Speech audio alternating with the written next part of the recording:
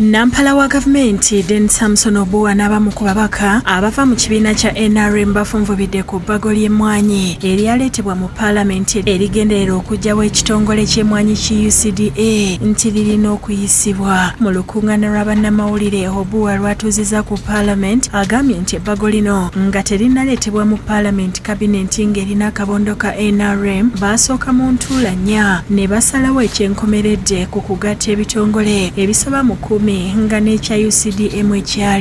issue of coffee, we are going to mainstream the functions currently being exercised by UCDA under the Act into the mainstream Ministry of Agriculture by creating a department. Obua agambye nti bannayuganda n'ababaka balina okukimanya nti pulezidenti ye yasooka okulwana okulaba nga abantu mu ggwanga lyonna beenyigira mu kulima emmwanyi era nti y'omu yasalawo okuggalawo ekitongole ki Coffee Marketing Board nga kati bw'aba y'omu ku basazeewo ekitongole kya UCDA kigattibwe ku minisitule y'ebyobulimi tasobola kuba mukyamu. The number one promoter of coffee is His Excellency the President General Yoweri Kaguta Museveni, and the same government that transitioned Coffee Marketing Board to UCDA is saying, at this point in time, we have taken a policy decision to either repeal,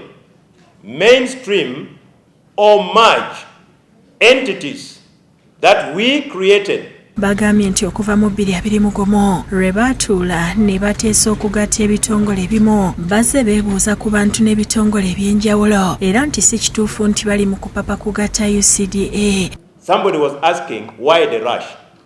There is no rush because records available indicate that Cabinet approved the principles of rationalization in 2021.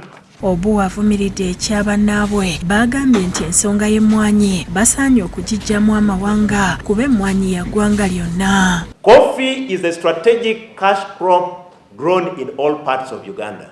I have told you personally, I am a new coffee farmer. I would even be more worried than them. But I am not worried because my coffee in the garden will be there. UCDA is an agency of government of Uganda represented by the Ministry of Agriculture.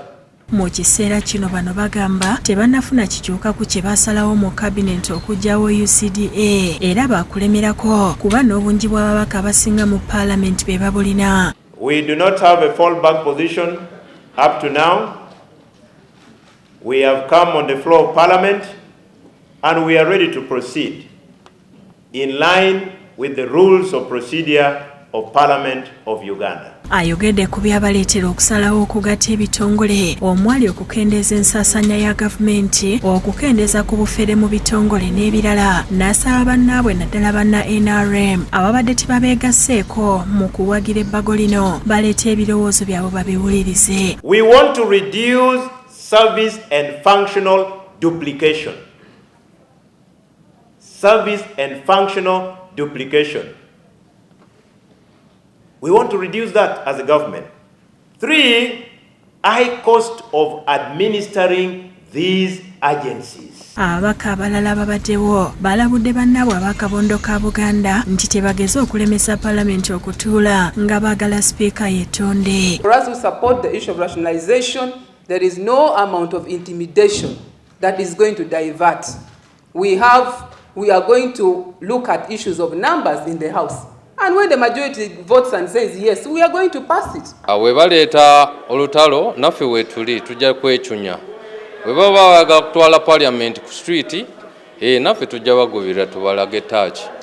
Because ife nga government oba aba NRM caucus tulina position nti UCDA eddeyo mu ministry ya Obed Lutale yakusakidde eggulire lino ku Bukedde TV.